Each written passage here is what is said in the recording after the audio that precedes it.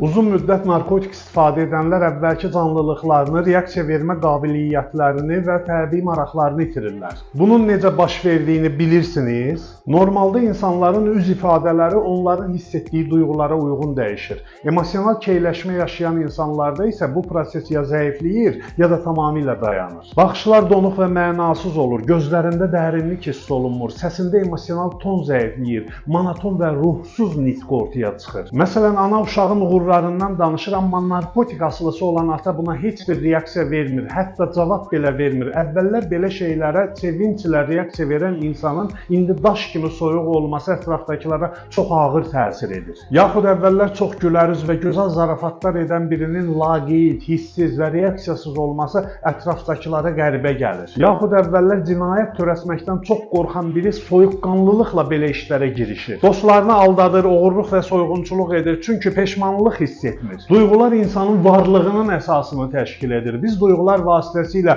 özümüzü tanıyır, başqaları ilə bağ qurur, həyatımıza məna və istiqamət veririk. Ancaq narkotik insanın tədricən emosionallığını itirməsinə və hissiz bir mexanizmə çevrilməsinə səbəb olur. Bəs duyğularımız olmasa biz kimik? Əgər insan hisslərini itirirsə, o hələ də insan sayılırmı? İnsanı digər canlılardan və maşınlardan ayıran ən böyük xüsusiyyəti duyğularını şuurlu yaşama qabiliyyətidir. Bilirsiniz ki, insanın həyatının mənası onun dəyər yaratmasında və özünü tapmasındadır. İnsan yalnız emosional təcrübələr vasitəsilə öz mahiyyətini tam formalaşdıra bilər. İnsan sevgi hiss etməzsə, münasibətlər süni və məcburi olur.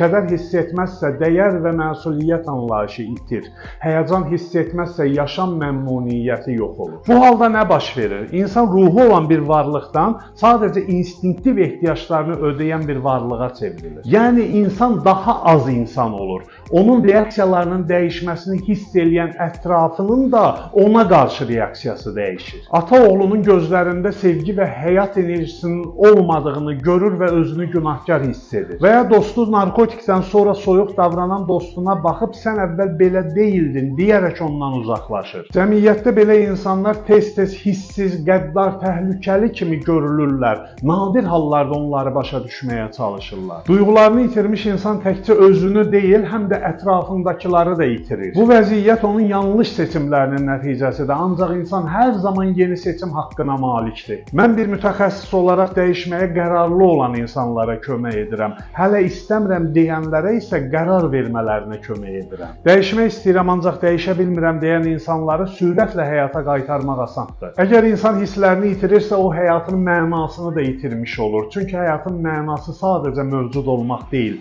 hiss edərək yaşamaqdır. Narkotiklərin yaratdığı emosional keyləşmə insanın varlıq sütunlarını bir-bir dağıdır və tarixini də itirir. Çünki xatirələr duyğularla formalaşır. Fikirləriniz çox maraqlıdır.